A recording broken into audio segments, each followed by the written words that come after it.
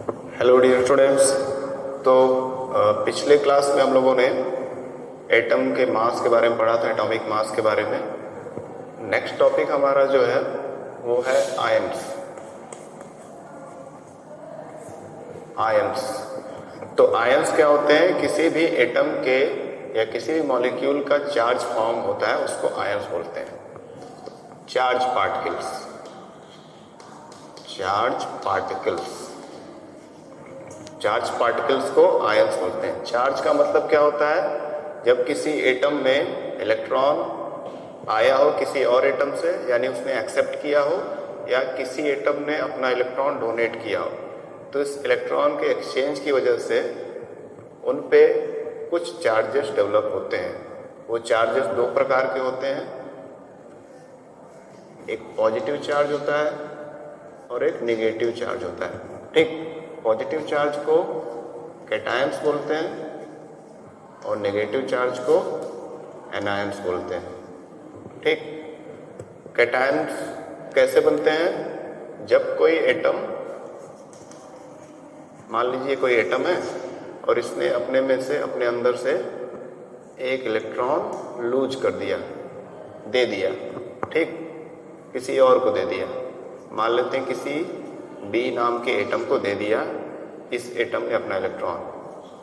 तो चूंकि इसने अपना इलेक्ट्रॉन लूज किया है तो इस पे प्लस चार्ज आएगा। मान लेते हैं ये ए नाम का एटम है,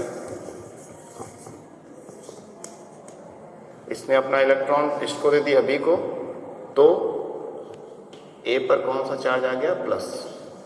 तो ए एटम किस में कन्वर्ट हो गया? ए कैटायन में, है ना। तो कोई भी एटम जब अपना इलेक्ट्रॉन किसी और एटम को डोनेट करता है तो उसको, उस पे पॉजिटिव चार्ज जनरेट होता है, और जो एटम किसी और से इलेक्ट्रॉन ले रहा है, एक्सेप्ट कर रहा है, उस पे कौन सा चार्ज डेवलप होता है? Minus charge. ठीक, यानी एनायन बन जाता है वो। तो यही बात हो रही है कि इलेक्ट्रॉन के ट्रांसफर से जो एक अलग तरह का पार्टिकल बनता है उसको हम लोग चार्ज पार्टिकल बोलते हैं। चार्ज पार्टिकल दो प्रकार के होते हैं, एक होता है कैटायन यानी पॉजिटिव चार्ज, और दूसरा होता है एनायन यानी negative charge. Positive charge electron के लूज करने से, इलेक्ट्रॉन के लॉस होने से बनता है, और नेगेटिव चार्ज इलेक्ट्रॉन गेन से बनता है। इलेक्ट्रॉन किसी के पास आ रहा है उससे बनता है नेगेटिव चार्ज। ठीक है, तो ये है चार्ज पार्टिकल। अब इसमें हम लोग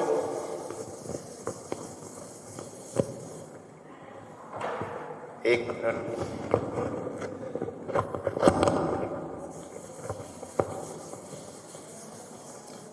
हाँ, अब चार्ज जो पार्टिकल्स हैं वो, या आयंस हैं, वो दो टाइप्स के होते हैं।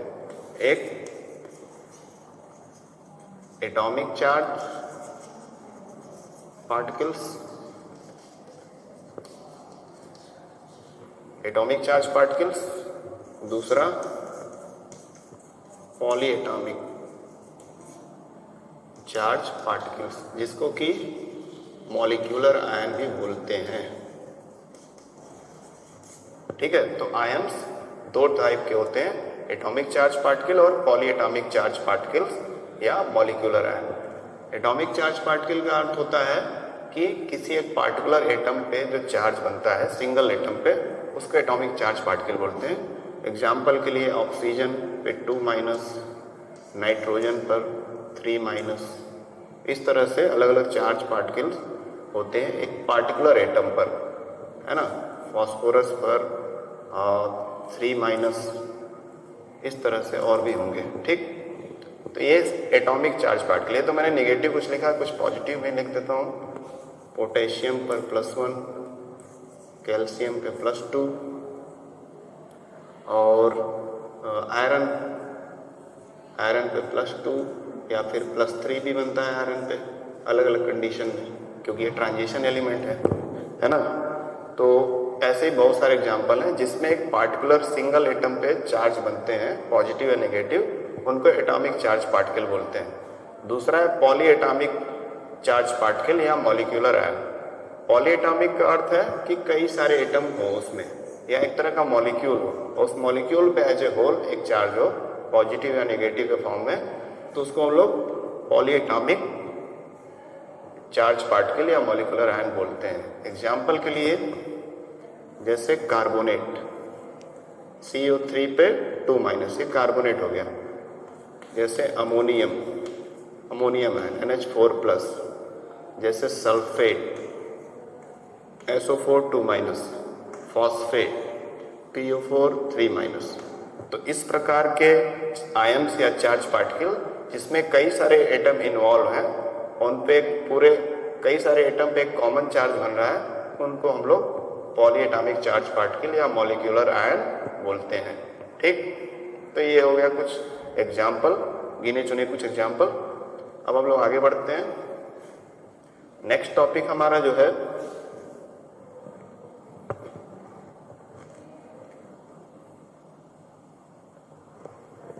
हमारा नेक्स्ट टॉपिक जो है वो है chemical formula.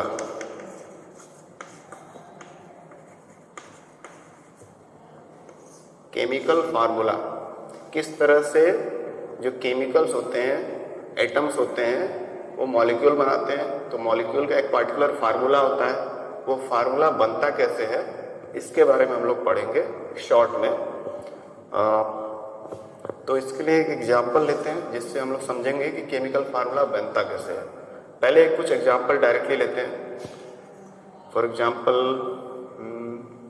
Hydrochloric acid HCl, ये केमिकल फार्मूला है ना। अब ये बना कैसा है इसको हम लोग समझेंगे। या फिर सोडियम कार्बोनेट Na2CO3, इसको वॉशिंग सोडा भी बोलते हैं। फिर सोडियम हाइड्रोक्साइड, इसको कॉस्टिक सोडा बोलते हैं। इसको सोप वगैरह में यूज किया जाता है साबुन बनाने के लिए। इस तरह से और भी एग्जाम्पल हैं, calcium carbonate and many more. तो these are the example of some chemical formula for particular type of chemicals. Okay, अब हम लोग को समझना है कि ये केमिकल फार्मूला इस फॉर्म में है कैसे, ये बन कैसे जा रहा है। हम लोग तो अभी तक अलग अलग पढ़े थे कि हाइड्रोजन एटम होता है, क्लोरीन होता है, सोडियम होता है, हाइड्रोजन होता है, ऑक्सीजन होता है। लेकिन अब ये कंबाइंड हो रहे हैं कि सिंबल बना रहे हैं, एक चिन्ह बना दे रहे हैं। तो केमिकल फार्मूला का अगर डेफिनेशन के पॉइंट ऑफ व्यू से देखा जाए तो chemical formula is the symbolic and shortest representation of A molecule in which all the atoms are arranged in a fixed ratio। ठीक, तो केमिकल फार्मूला एक तरह का सिंबॉलिक वे है किसी केमिकल को रिप्रेजेंट करने का शॉर्टेस्ट फॉर्म में। ठीक है, संक्षिप्त में। ऐसे तो इसका नाम कैल्शियम कार्बोनेट काफ़ी बड़ा है, लेकिन इसको सिंबल को देखें तो छोटा सा है। और अगर आपको सिंबल याद हो जाएगा तो आप इजीली इसका नाम भी लर्न कर पाएंगे। तो एक सिंबॉलिक तरीका है किसी भी मॉलिक्यूल को लिखने का शॉर्ट तरीके से, उसी को केमिकल फार्मूला बोलते हैं। तो आइए एक समझते हैं। केमिकल फार्मूला बनाने के लिए सबसे पहले स्टेप है हमारा कि हम लोग दिए गए एटम्स जो है उनका सिंबल लिखेंगे, उनका एटॉमिक सिंबल लिखेंगे।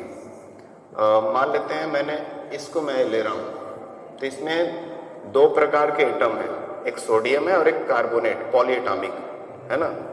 तो सोडियम का मैंने सिंबल लिख दिया और कार्बोनेट का।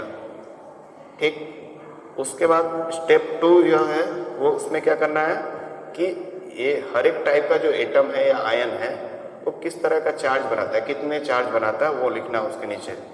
तो सोडियम कितने चार्ज बनाता है, 1+1 यानी 1 लिखेंगे, प्लस या माइनस नहीं लिखेंगे। कार्बोनेट का चार्ज कितना है, 2। ठीक ना, तो यहाँ पे -2 नहीं लिखेंगे, केवल 2 लिखेंगे। अब तीसरा स्टेप क्या है कि इनके जो सिंबल है और इनके जो वैलेंसीज हैं, इनको वैलेंसीज बोला जाता है या चार्ज भी बोला जाता है, इनका क्रॉस मल्टीप्लाई करेंगे, क्रॉस मल्टीप्लिकेशन करेंगे। तो हमारा क्या आएगा, Na×2 Na2 और CO3×1। किसी भी चीज़ का अगर 1 से मल्टीप्लाई करते हैं तो वही चीज़ आ जाता है, जैसा कि आप मैथमेटिक्स में पढ़े तो कार्बोनेट एज इट इज आ जाएगा। तो ये बन गया सोडियम कार्बोनेट का फार्मूला। इस प्रकार से बनता है। आपको केमिकल फार्मूला बनाने के लिए हर एक एटम का सिंबल, चाहे वो सिंगल एटम हो या पॉलीएटॉमिक आयन हो, और उसकी वैलेंसी, उस पर कितना चार्ज बनता है ये याद होना चाहिए। तो आपको देन सिंपली आपको क्रॉस मल्टीप्लाई करना है और रिजल्ट आपके सामने होगा। आपको केमिकल फार्मूला बना हुआ मिल जाएगा। तो ये 3 स्टेप आपको फॉलो करने हैं। फर्स्ट सिंबल, देन उनका valency, third step cross multiply, and you will get the chemical formula for those type of atoms. कोई दूसरा एग्जाम्पल लेते हैं। ये तो मैंने समझा दिया। एग्जाम्पल में इसको लिया जाए, कैल्शियम एग्जाम्पल 2, इसको लिख देते हैं। तो एग्जाम्पल 2 में कैल्शियम और कार्बोनेट, ये पहला स्टेप हो गया, सिंबल लिख दिया। दूसरे स्टेप में इनकी वैलेंसी या इनके चार्जेस, कैल्शियम पे 2, कार्बोनेट पे भी 2। ये आपको थोड़ा सा लर्न करना पड़ेगा इनके आयन और वैलेंसीज को। देन क्रॉस मल्टीप्लिकेशन, तो आ जाएगा Ca इंटू 2, Ca इंटू 2, और कार्बोनेट CO3 इंटू 2। ये पूरे CO3 पर 2 से मल्टीप्लाई हो रहा है, इसलिए होल ट्वाइस बनाएंगे, होल ट्वाइस, ठीक ना।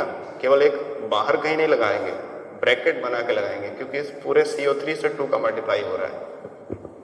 अब इसके बाद सिंप्लीफिकेशन मेथड करेंगे, सिंपलेस्ट फॉर्म करेंगे। जैसे आप मैथमेटिक्स में पढ़े होंगे कि अगर कॉमन फैक्टर्स हैं तो उनको सिंप्लीफाई करेंगे। तो 2 अलग अलग टाइप के एटम्स हैं और दोनों कॉमन फैक्टर्स हैं, तो उनको हम लोग सिंपलेस्ट फॉर्म में करेंगे। 2 1 जा 2, 2 1 जा 2, तो अल्टीमेटली क्या बनेगा, CaCO3। ये फार्मूला बन गया। सबसे सिंपलेस्ट फॉर्म में या सिंपलेस्ट रेशियो में जो एटम्स होते हैं कंबाइंड, उसी को हम लोग केमिकल फार्मूला बोलते हैं। यानी फर्दर उनको फिर से सिंपलेस्ट फॉर्म में नहीं किया जा सकता। तो ये है इसका फार्मूला कैल्शियम कार्बोनेट का, ठीक। इसी प्रकार से आप और भी एग्जाम्पल्स कर सकते हैं। जैसे मैं एक और बता रहा हूँ, जैसे कि हाँ, एग्जाम्पल 3 ले सकते हैं। एग्जाम्पल 3 में क्या करेंगे, हेलो, सोडियम मेटल ले रहे हैं और नाइट्रेट पॉलीएटॉमिक एटम या पॉलीएटॉमिक आयन। अब इसका वैलेंसी सोडियम का 1 होता है, नाइट्रेट का भी 1 होता है, ठीक। नाइट्रेट का मैंने यहाँ लिखा नहीं, कई सारे हैं, आप बुक से देख सकते हैं। ये होता है, क्रॉस मल्टीप्लाई करेंगे, देन Na का मल्टीप्लाई 1 से तो Na ही आएगा, और NO3 का मल्टीप्लाई 1 से तो NO3 आएगा। तो सोडियम नाइट्रेट, ये बन गया हमारा केमिकल फार्मूला, है ना। कॉमन फैक्टर इसके 1 थे, 1 सभी के कॉमन फैक्टर होते हैं। अगर किसी नंबर का कोई कॉमन फैक्टर नहीं है तो 1 होता है। तो इस प्रकार से ये हो गया।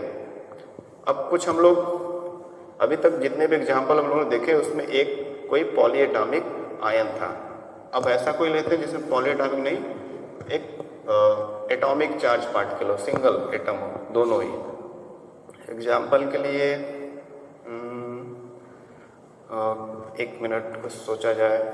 जैसे ये, लेकिन इसमें पॉलीएटॉमिक है, हाइड्रोक्लोरिक एसिड HCl का ले लेते हैं, ठीक ना। तो हाइड्रोजन पे +1 चार्ज होता है, क्लोरीन पे -1, दोनों पे 1 1 चार्ज। दोनों ही सिंगल एटम आयन है, कोई भी पॉलीएटॉमिक आयन नहीं है। तो ये भी HCl फार्मूला बन जाएगा, सिंपल। तो इसी प्रकार से आप अगर हर एक एटम का सिंबल याद कर किए हैं, एटॉमिक सिंबल, उनका आयन्स, उनका चार्ज याद किए हैं, तो सिंपली क्रॉस मल्टीप्लाई करके उनका केमिकल फार्मूला बना सकते हैं, ठीक। चलिए अब नेक्स्ट टॉपिक पे चलते हैं।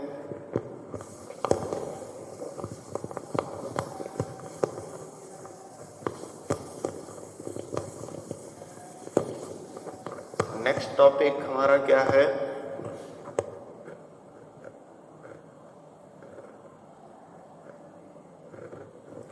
हाँ, उसके बाद एक चीज और छूट गया है, उसको मैं डिस्कस कर लेता हूँ। थोड़ा पीछे था ये topic, atomicity. Number of atoms present in A molecule और कंपाउंड, ठीक ना। मॉलिक्यूल और कंपाउंड, किसी भी मॉलिक्यूल में या कंपाउंड में कितने एटम मौजूद हैं उसी को एटॉमिसिटी बोलते हैं, यानी उसमें कितने संख्या में एटम हैं, ठीक ना। जैसे कि मान लेते हैं एग्जाम्पल के लिए कोई छोटा सा एग्जाम्पल लेते हैं, H2O, सिंपल सबसे आसान एग्जाम्पल, H2O यानी कि वाटर। तो वाटर में कितने एटम्स हैं, तो हम देखेंगे ध्यान से, तो इसमें 2 हाइड्रोजन के एटम हैं, प्लस लिख सकते हैं या एंड लिख सकते हैं, एंड 1 हाइड्रोजन का एटम, सॉरी ऑक्सीजन का एटम है ना। तो टोटल ऑक्सीजन, ये थोड़ा सा आपको कंफ्यूजन हो सकता है, ऑक्सीजन थोड़ा बड़ा लिखते हैं। तो टोटल 3 एटम्स हैं। तो वाटर की एटॉमिसिटी क्या हो गई, ट्राई एटॉमिक। कितनी, 3 है, इसलिए ट्राई एटॉमिक, ठीक ना, ट्राई एटॉमिक। इस तरह से और कुछ एग्जाम्पल देख लेते हैं।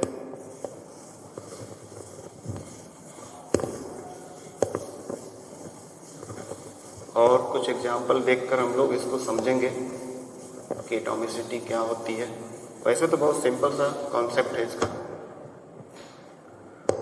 जैसे कि ऑक्सीजन है, O2, ऑक्सीजन गैस, इसमें ऑक्सीजन के कितने एटम हैं, 2 एटम्स, 2 एटम्स ऑफ ऑक्सीजन, ठीक ना। ऑक्सीजन को मैं इस प्रकार लिख रहा हूँ, या पूरा लिख देते हैं, नहीं तो आप कंफ्यूज हो जाएंगे कि ये 0 है। तो 2 एटम है, तो इसका एटॉमिसिटी क्या है ऑक्सीजन का, डाई एटॉमिक, ठीक ना। अब ऐसे भी हमारे नेचर में कुछ एटम्स हैं जो रिएक्ट नहीं करते हैं, हमेशा एकांत में रहते हैं, अकेले रहते हैं, यानी किसी से वो रिएक्शन करते नहीं। रिएक्शन करेंगे नहीं तो मॉलिक्यूल बनेगा नहीं, तो एज इट इज रहते हैं नेचर में। उनको तो वो कैसे रहेंगे, सिंगल रहेंगे, जैसे हीलियम हो गया, या नियॉन, या आर्गन, या क्रिप्टोन, या जीनोन, या रेडॉन। तो ये सारे जो है इनको नोबल गैसेस बोला जाता है, यानी unreactive gases, non reactive gases, जो रिएक्ट नहीं करते किसी से। तो ये सारे के सारे मोनो एटॉमिक हैं। इनका एटॉमिसिटी क्या है, 1 है, सिंगल, मोनो एटॉमिक, ठीक, ये मोनो एटॉमिक होते हैं, ठीक। इनका एटॉमिसिटी 1 है, क्योंकि ये किसी से रिएक्ट करके बॉन्ड बनाते नहीं, मॉलिक्यूल बनाते नहीं, तो हमेशा सिंगल एटम में रहते हैं। और कुछ देखा जाए, O3 क्या है, ओजोन गैस, जो लाइट ब्लू कलर की होती है गैस, ये जो हमारे एटमॉस्फेयर में पाई जाती है। और इसमें ऑक्सीजन के कितने एटम हैं, 3 एटम्स, है ना। 3 एटम है तो क्या बोलेंगे, ट्राई एटॉमिक, ठीक। तो इसी प्रकार से बहुत सारे जितने भी एटम रहेंगे उनका एक पार्टिकुलर नाम रख दिया गया है एटॉमिसिटी के बेसिस पे। नंबर ऑफ एटम 1 रहेगा तो मोनोएटॉमिक, 2 रहेगा तो डाई एटॉमिक, 3 रहेगा तो ट्राई एटॉमिक। 4 का भी है एग्जाम्पल, फॉस्फोरस P4 के फॉर्म में रहता है हमारे नेचर में, और इसमें फॉस्फोरस के कितने एटम है, फॉस्फोरस के 4 एटम्स, 4 एटम्स है, यानी कि 4 को टेट्रा बोलते हैं, टेट्रा एटॉमिक बोलते हैं, टेट्रा एटॉमिक इसका एटॉमिसिटी है, ठीक। उसके बाद हमारा अगला क्या है टॉपिक, S8, सल्फर है, और सल्फर में कितने एटम होते हैं, सल्फर में ये हम लोग देख रहे हैं एलिमेंटल स्टेट 8 होते हैं। तो 8 है, तो 8 का ऑक्टा एटॉमिक भी बोल सकते हैं, 8 को हम लोग ऑक्टा भी बोलते हैं। लेकिन 3 या 4 से अगर ज़्यादा एटम किसी भी मॉलिक्यूल में है तो उसको हम लोग पॉली एटॉमिक भी बोल सकते हैं। 3 से ज़्यादा कुछ भी है तो उसको पॉली यानी मैनी। तो अगर एसिड का हम लोग स्ट्रक्चर देखें, एलिमेंटल स्ट्रक्चर, तो ये क्राउन शेप का दिखता है, ऐसा रिसर्च के द्वारा पाया गया है। ये कुछ डब्लू जैसा आपको लगेगा, 3D टाइप का डब्लू, ये थोड़ा सा टेढ़ा हो गया, हाँ। तो कुछ इस प्रकार का क्राउन शेप का रहता है इसका एलिमेंटल स्ट्रक्चर सल्फर का, और इसके हर एक कॉर्नर पे सल्फर एटम होता है। यहाँ पर हर एक वर्टिसेस पे, वर्टिसेस आप वर्ड समझते होंगे मैथमेटिक्स में, कॉर्नर होता है किसी भी ज्योमेट्रिकल शेप का जिसमें लाइंस हो, सर्कल को छोड़ करके। तो ये जो जितने भी इसके वर्टिसेस हैं वहाँ पे सल्फर एटम है। ये S8 कंडीशन है। तो 8 सल्फर एटम है ना, 8 सल्फर एटम्स, तो इसको पॉली एटॉमिक बोलते हैं। 3 से ज़्यादा कुछ भी हो तो उसको पॉली भी बोल सकते हैं, टेट्रा भी लिखने की ज़रूरत नहीं है, पॉली एटॉमिक।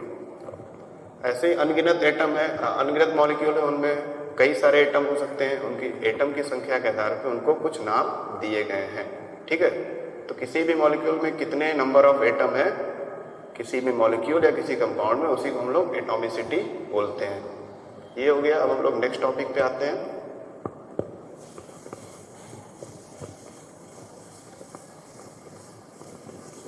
नेक्स्ट टॉपिक हमारा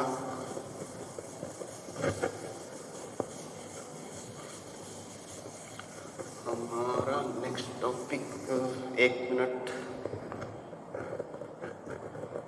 हाँ, नेक्स्ट टॉपिक हमारा मॉलिक्यूलर मास।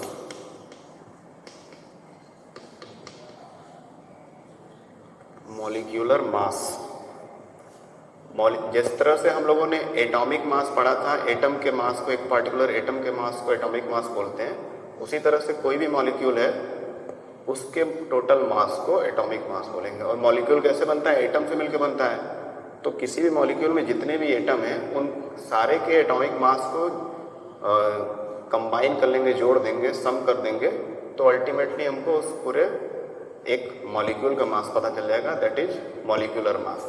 ठीक, तो molecular mass mean the sum of the it is the sum of the masses of the all atom which are combined in it is known as molecular mass। किसी भी molecule में जितने भी atom involve हैं उनके सारे atomic mass को सम करना ही मॉलिक्यूलर मास होता है। एग्जाम्पल इसका देखा जाए, एग्जाम्पल में जैसे कि कोई सिंपल लेते हैं, CO2 सबसे सिंपल। तो CO2 एक मॉलिक्यूल है, कार्बन डाइऑक्साइड गैस है, ये है ना, गैसियस नेचर का ये मॉलिक्यूल है। And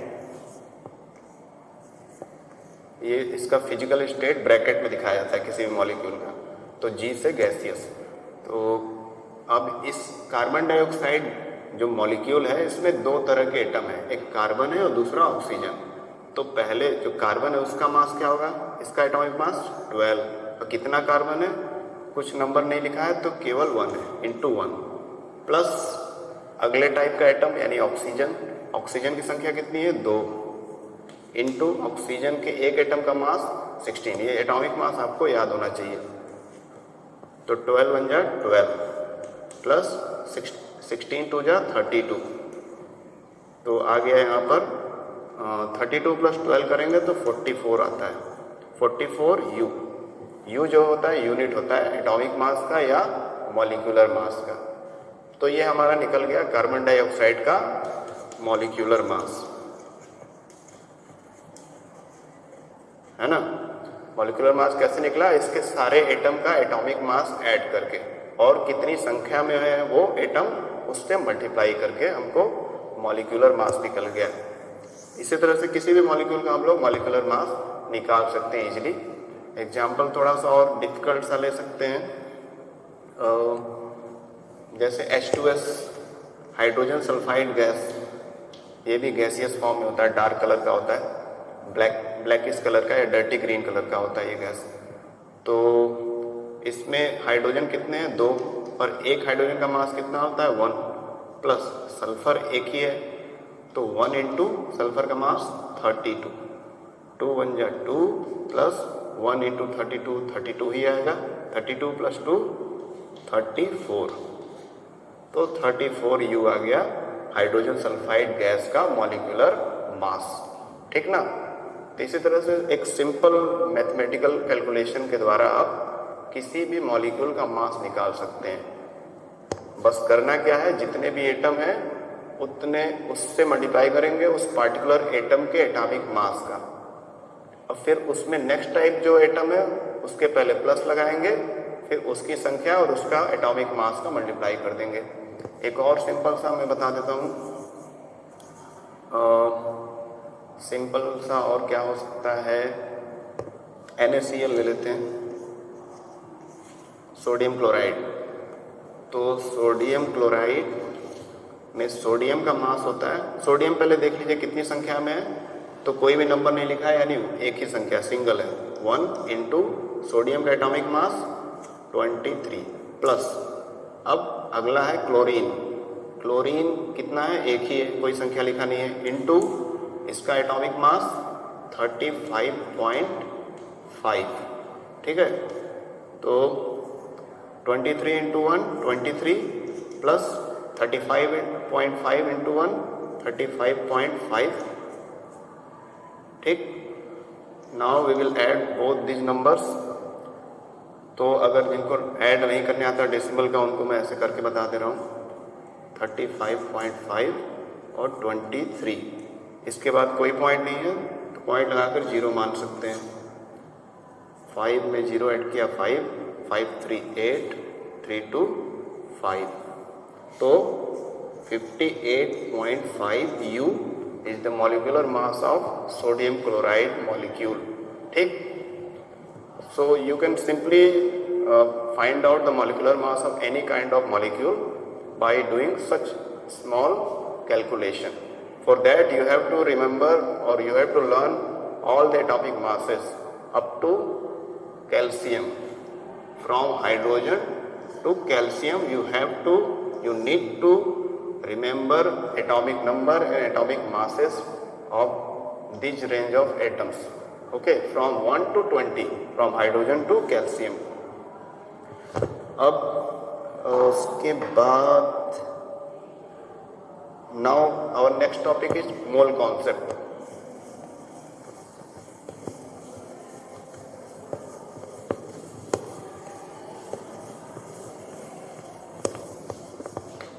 Our next topic is mole concept.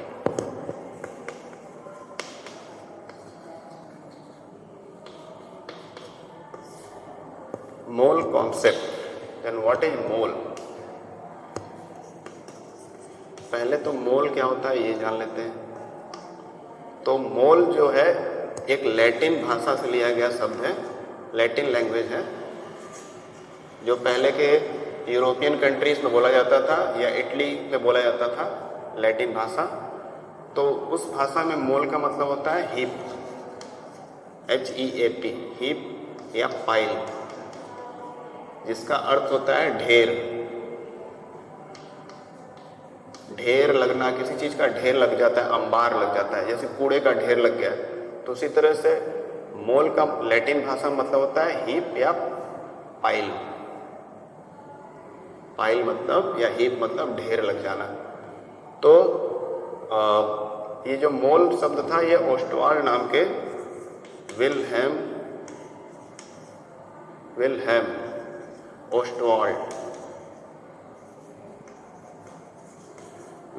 Ostwald नाम के साइंटिस्ट ने ये टर्म यूज किया था। और ये टर्म किस लिए यूज किया था? For amount of the substance.